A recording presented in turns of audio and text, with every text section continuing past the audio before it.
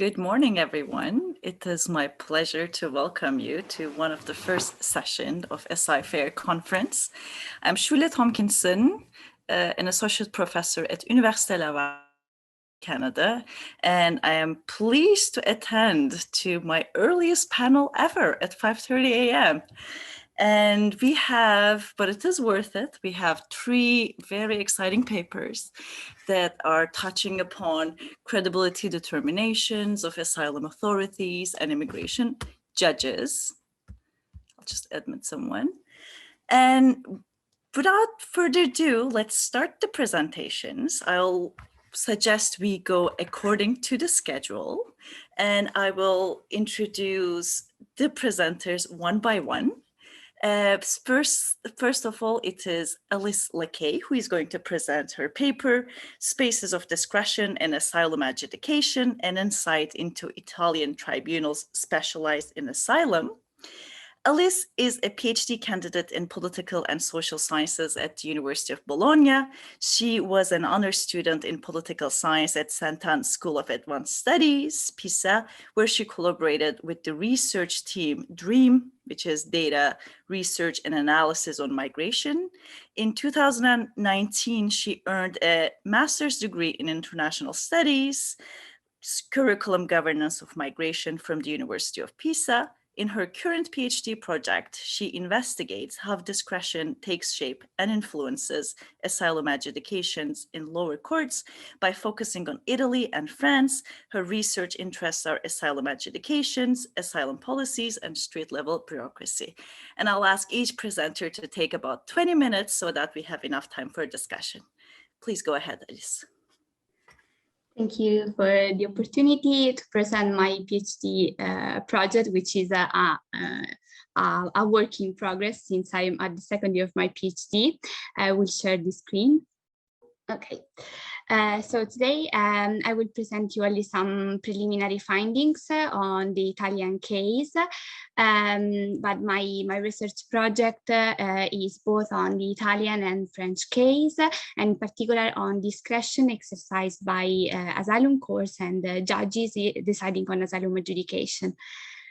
Previous research on asylum adjudication have already shown the existence of disparities and discretionary practices in asylum adjudication, both at first instance and on appeal. And ethnographic research have shown that asylum adjudication is a process composed by different phases, and in each phase, actors who are involved shape that process through their daily practices. One of these actors are judges, who in Europe play a very crucial role in defining and shaping asylum adjudication process, because they decide on a very huge number of asylum claims, and sometimes in a relevant number of cases, they overturn the decision made at the administrative phase by making a positive decision. For this reason, I think it is extremely timely and relevant to go in depth and to open the black box of asylum courts in order to understand how judges, through their daily practices and through their daily work, clearly shape asylum adjudication. And in particular, I would like to focus on their margin of maneuver in deciding how to conduct asylum adjudication. In particular, I would like to understand if judges and courts exercise a certain degree of discretion in asylum adjudication, and if yes, to what extent. And in particular, I would like to focus more on the uses and spaces of that discretion by applying a different perspective. Social legal researchers have increasingly studying clearly judicial discretion. However, I will try to apply to my research a different perspective by focusing on concrete uses of discretion by applying the so-called street-level bureaucracy framework, which usually studies street-level bureaucrats who are public service workers who interact directly with clients and have substantial discretion in the execution of their work. Generally, street-level bureaucrats are considered considered as workers working in governmental bodies or administrative bodies.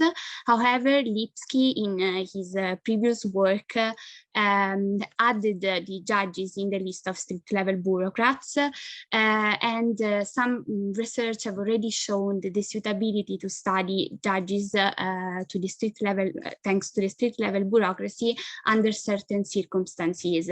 In particular, a pilot study studying French and Canadian judges dealing with family issues have shown that certain characteristics of the judiciary led the judges to use their discretion in a way that is more familiar to street-level bureaucrats, in particular in cases of quasi-bureaucratic organization of justice, when judges have direct and frequent contact with clients, and they experience a massive and high workload. These characteristics can be found in the Italian case, which today is the focus of the presentation. In particular, Italian judges seems to have all the characteristics Lipski highlighted when he speaks about street-level bureaucrats. They decide on very crucial rights of individual human beings. They have a substantial degree of discretion because of their specific knowledge and their professional status. And as I will show you later, they also implement routines and coping mechanism to face the main challenges of their work, which generally are ambiguities of the rules that they have to apply, or a heavy workload that they are experiencing. So I mainly rely on the research on street-level bureaucracy to conceptualize the concept of discretion. Here, discretion has to be conceived as a neutral term, which can have both positive or negative consequences depending on the context, and as something unavoidable because it is inherent to the work of judges and the work of street-level bureaucrats in general, since they have to implement rules which sometimes are extremely complex, ambiguous, and difficult to be matched with specific cases. So in the translation of a rule into an action relies their discretion. In particular, I would focus on the so-called discretion as used. So the uses of discretion during their daily work, the uses judges have to discretion in concrete cases. And moreover, I will apply the relational approach to discretion, which is also proposed by Miaz in a work who studies asylum case workers in Switzerland. So I conceive law as always implicated in social practices, since in the implementation of law, clearly practices developed in a specific context have an impact. For this reason, I will consider the uses of discretion at the individual level concerning discretion used by judges, as well as the uses of discretion at the level of courts. And I'm extremely interested in the relation between these two dimensions. So as I mentioned, today we'll present the Italian case, which experienced a very relevant increase in asylum adjudications and as a consequence also in asylum appeals. It seems that in response to this increase, Italy experienced a reform which set up 27 court sections specialized on asylum, which have a very crucial role in the asylum determination process, since they decide on a very huge number of cases. They decide on the merit of them, and in a very high number of cases, they overturn the decision made at the administrative stage.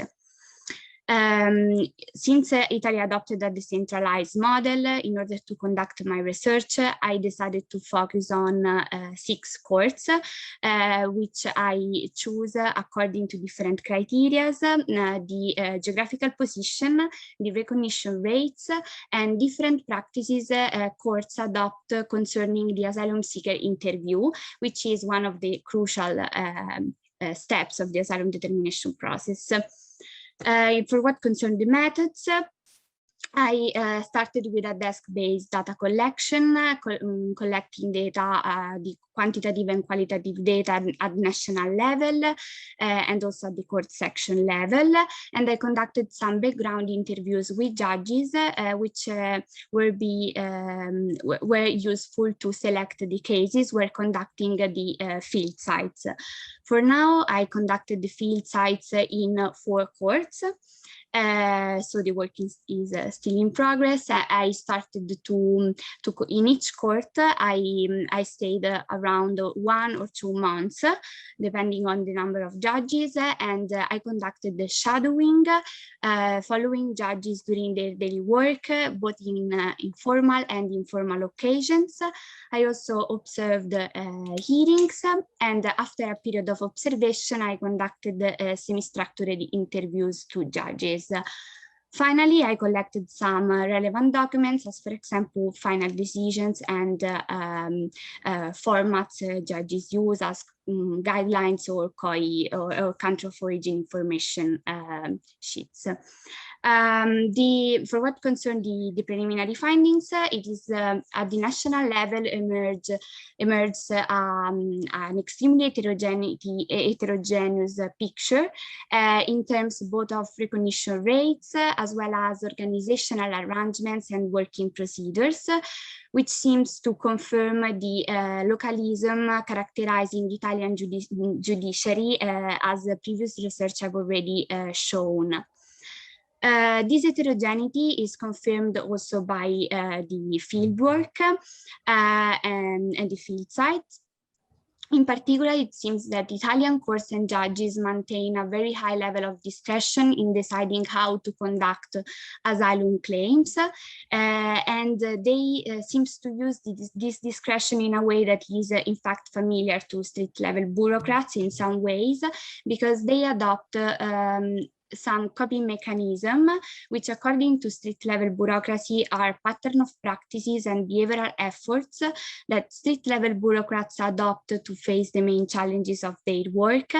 I have not time to make all the examples, but I can only say that, for example, judges and courts adopt different strategies to mold the interaction with the lawyers and asylum seekers.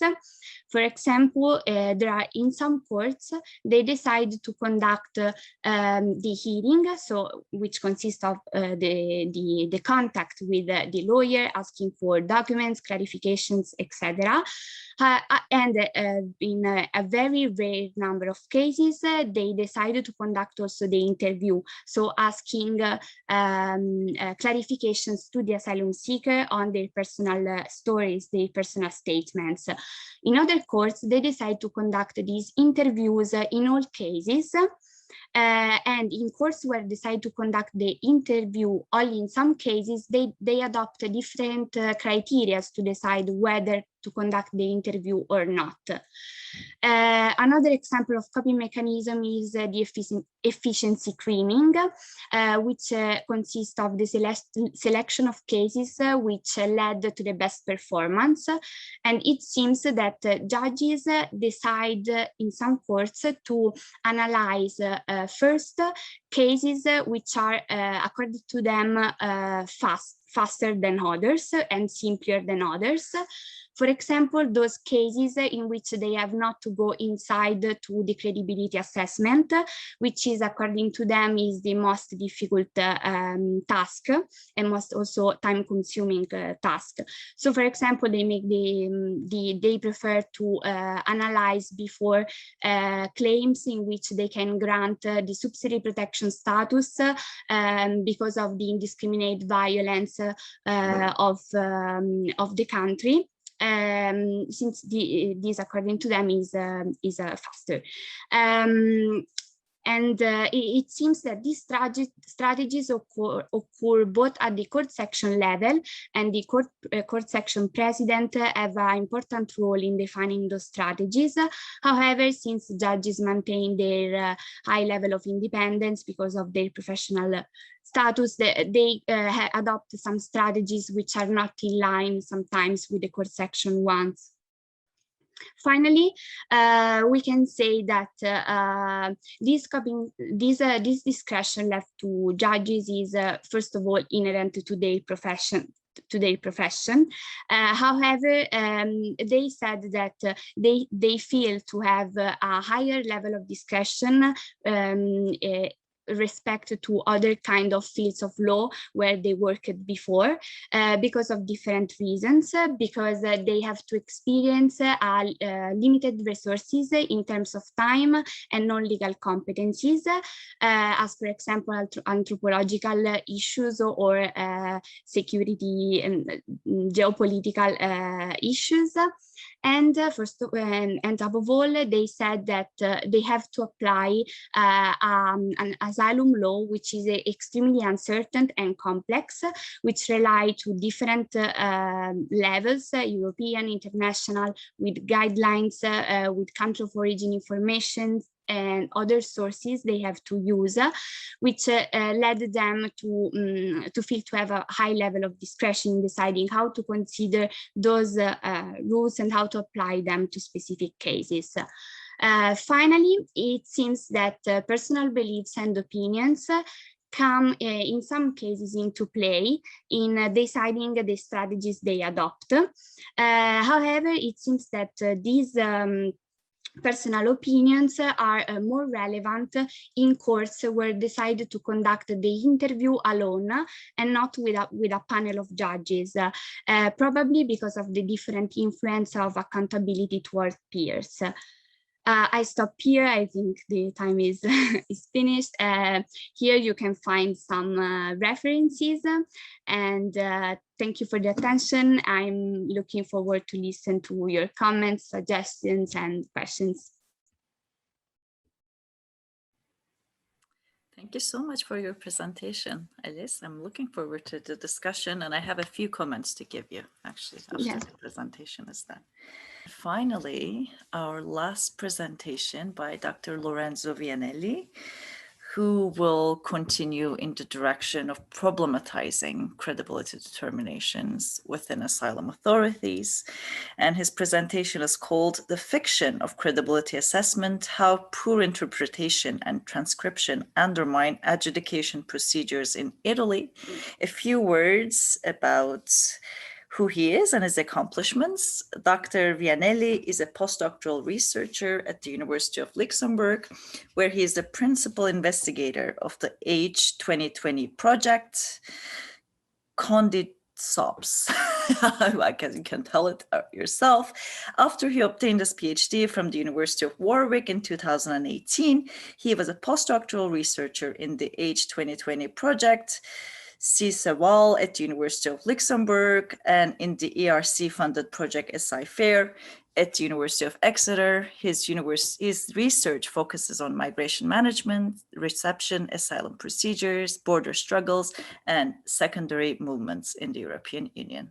Please go ahead.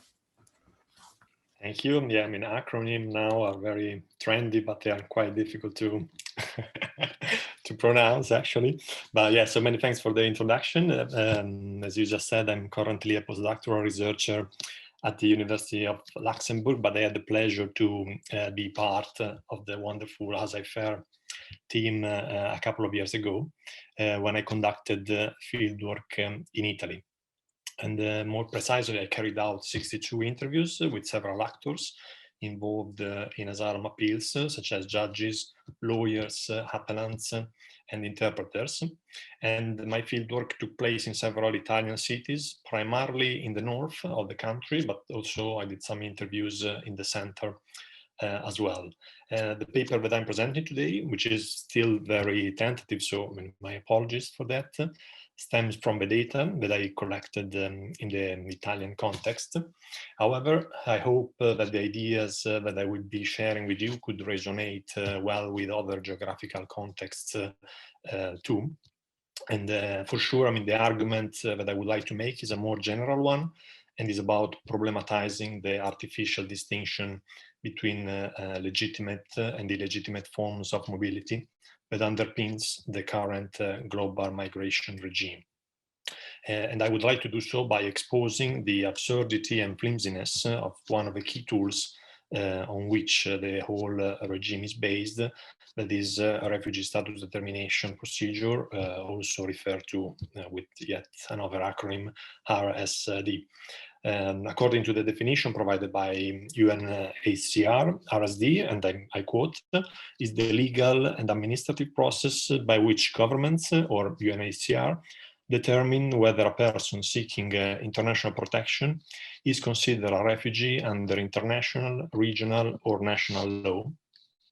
RSD is often a vital process in helping refugees realize their rights under international law.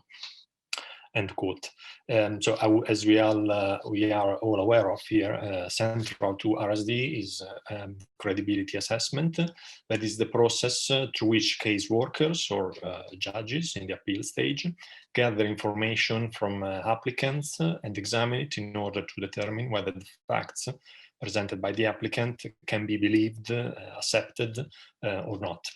So whilst credibility assessment is for sure complex and challenging in any area of law, this is especially the case in the field of international protection. And this is due to the very nature of asylum claims. Indeed, most of the time, the facts that have to be assessed by decision makers happen long before and far away from asylum interviews in contexts that are geographically and culturally distant from the contexts in which decisions are taken, and the credibility of facts must be established. There are also linguistic and cultural barriers between decision makers and applicants. Moreover, little, if no documentary evidence is often available, and sometimes doubts exist about the reliability of the evidence provided by applicants. And also country of origin information that is commonly used to triangulate the information provided by asylum seekers might be unavailable or might be too general to support decision-making on that specific case. One of the consequences of such a paucity of documentary evidence is that oral testimony by asylum seekers is often one of the main evidence available, if not the only evidence available. Applicants' statements, therefore, play a key role in the decision-making process, and this makes credibility assessment all the more crucial in asylum cases, while at the same time even more complex. In this paper, I would like to emphasize the inherent risks of a decision-making process that is based on the assessment of the credibility of oral statements. And the main issue here is not like the reliance on statements in itself, but it is rather the accuracy of the statements that are used to assess applicants' credibility. And what I would like to suggest is that often these statements have never been expressed by applicants, or at least they've never been expressed in the form that is often used to justify a decision. What do I mean by that? I mean that the statements are in fact the results of multiple layers of translation and transcription, which tend to be incomplete, hasty, and perfunctory. So drawing on the data that I collected on the adjudication phase in Italy, I would like to focus on two layers in particular. The first concerns poor interpretation services that in some cases lead to radical alterations of applicants' actual words. And the second stems from rushed asylum hearings and excessive reliance on the transcripts of asylum interviews, which are not verbatim and are therefore far from representing the voice of appellants.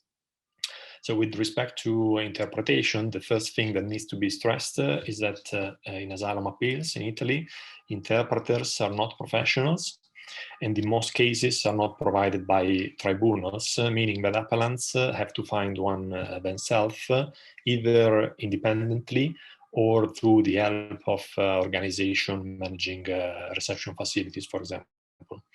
This leads inevitably to several problems that I have no time to discuss here in depth. What I would like to do is to emphasize how the involvement of interpreters who who are not professionals, who are untrained, and often lack fluency in Italian or in English, significantly affects the very production of utterances in the context of an asylum hearing.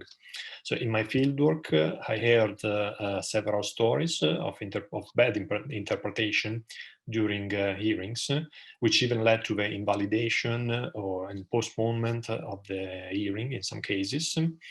This was confirmed by a judge who told me, and I quote, "Sometimes we had to reschedule the hearing because the interpreter was not fit for the role." End of quote.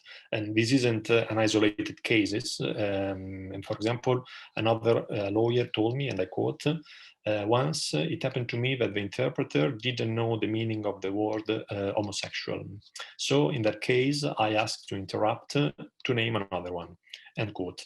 And the lawyer confirmed that then the hearing was then deferred and then carried out with another interpreter. I mean, these are quite extreme cases, but I collected many other examples of lawyer helping interpreters when the latter could not translate some words from English to Italian, or interpreters who added emphasis to the appellant's story, or even like interpreters who wanted to show off that they knew Italian well and ended up adding things to the story or using incorrect words. So given the conditions in which hearings are carried out, let's just imagine how many times like poor interpretation practices do not even emerge because nobody can really notice it, as also Fabrice was mentioning earlier, and how this affects appellants' possibility of effectively presenting their story. In some cases, like appellants themselves realized that interpretation was bad.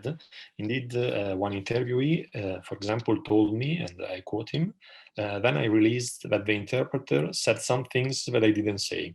He translated wrongly some parts. The guy that had to translate mixed up my story. This thing hurts me, so I don't want to talk about it." End quote.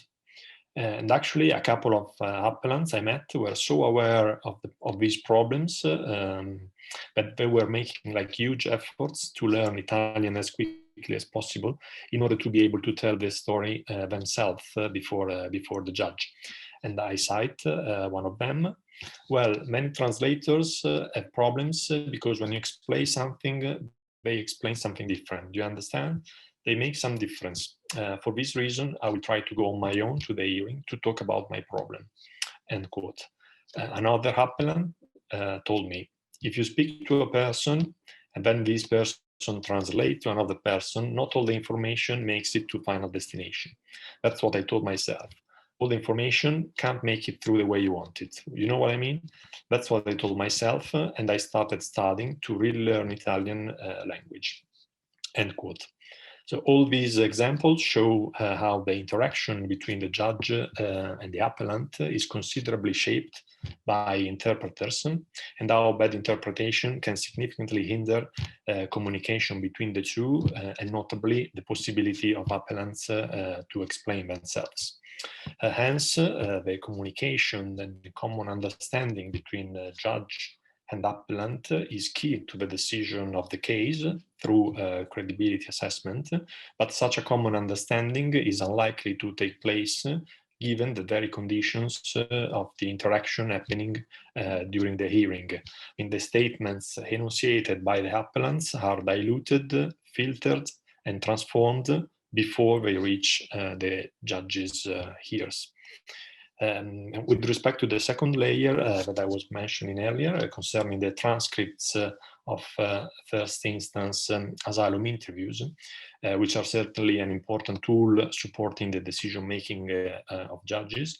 The problem here is that sometimes these transcripts are accepted uncritically as a proof of appellants' declarations during the asylum interview, while actually this is often not the case. And we need, in fact, to consider the conditions in which these transcripts are produced during first instance asylum interviews. basically case workers, and it's important to remind that they are state representatives and thus they are not impartial. So case workers take notes during their interaction with asylum seekers and fill the transcript template on the spot. So, I mean, they might polish it, complete it afterwards, but generally they pose questions, listen to the answers, and write them down all at the same time. And they do so alone because asylum interviews in Italy are conducted individually. So it should be quite clear how the transcript of an asylum interview can't be assumed as an accurate transcription of the statement expressed by an asylum seeker during the interview. And indeed, asylum seeker statements during the interview are not only filtered by interpreters, and here again I met several interviewees complaining about poor interpretation in first instance interviews, although this was not like the focus of my question. So they just wanted to raise the point. So statements are not only filtered by interpreters, but they are further transformed through the transcription that is made by case workers. So often transcripts are extremely basic and concise, and I can tell that this because I read hundreds or perhaps thousands of these transcripts during a short work experience in a territorial commission in Italy. And territorial commissions are the governmental bodies in charge of first instance decision in Italy. So the inaccuracy of the transcripts is particularly problematic when judges overly rely on these documents in their decision making. And this happens in several courts, as the fieldwork that I carried out for ASYFAIR showed. Indeed, I came across stories about extremely rushed hearings lasting between 5 and 20 minutes, where appellants were simply asked to confirm the story, that is to say, confirming what was reported in the transcript of the asylum interview. One appellant, for example, reflecting on his reaction after the asylum hearing, told me, and I quote him, "I just asked myself why the judge didn't ask me many things, and just ask if I was myself and I was born in that particular city. The judge also asked, 'Is this your story?' And I said, 'Yes, only 5 minutes and it was over,'" end quote. So applicants should be given an opportunity to explain inconsistencies in their story, but this doesn't always happen. In cases like the one that I just mentioned, where appellants are not given the possibility of presenting and discussing in depth their case, or where lawyers do not prompt the judge to ask more questions, the transcripts of first instance asylum interviews play a prominent role. These transcripts are taken as the words of the applicant, which might actually be used against the applicant himself to support a negative decision on their asylum claim. But as I said, these transcripts are far from representing the actual statements enunciated by asylum seekers. The transcripts are rather artifacts. So this, I think, is another extremely problematic aspect that draws our attention to the lack of depth and accuracy of these procedures, which turn out to be as important for the lives of asylum seekers as superficial in the ways they are carried out. Not always, but in many cases. I think it is absurd that issues that can potentially potentially concern matters of life and death of people are treated on such flimsy foundations. Basically, applicants' oral testimony is key to the decision making, but the statements on which basis are taken are either poorly translated, if not totally invented by improvised interpreters, or hastily transcribed by case workers during first instance interviews. And here, as I move to the conclusion, I would like to end the paper with a kind of provocation. Indeed, my question is, what is the sense of all this? I mean, what's the point of having an extremely sophisticated system which employs significant resources in terms of time, money, people, and which is considerably increasing the workload of institutions that are already under strain, like tribunals, for example? What's the point of all this if the outcomes, that is, the final decisions, are so weak in some way? No? And then, to be honest, I don't think that increasing the overall quality of RSD procedures will solve this issue. And of course, the employment of professional interpreters, like proper transcription of interviews and hearings, longer asylum hearings where appellants are given the opportunity to tell their story. I mean, all this will constitute a significant improvement compared to the current situation, in Italy at least. Yet, I think that the investment that is needed to achieve this will not remove the inherent degree of ambiguity, vagueness, and ephemerality that somehow surrounds credibility assessment. I think struggling for an improvement of asylum procedures and asylum systems is great, of course, but I believe that the time has come to go a step further and use this critique of RSD procedures to call into question the overall politics and discourse of migration governance and its categorization of forced versus economic migrants. I mean, and I want to emphasize that this isn't a merely theoretical and abstract endeavor, precisely because it is the very materiality of the field that show us in extremely pragmatic terms the flimsiness of RSD procedures and credibility assessment. So the limitations of credibility assessment, as the ones that I've tried to highlight in this paper, expose, I think, the need of moving beyond an unfair system that is based on an artificial distinction between legitimate and illegitimate forms of mobility. These limitations require us to engage with an exercise of political imagination, aiming to identify new forms of governing mobility, but it is an exercise of political imagination that is grounded in extremely pragmatic concerns, I think.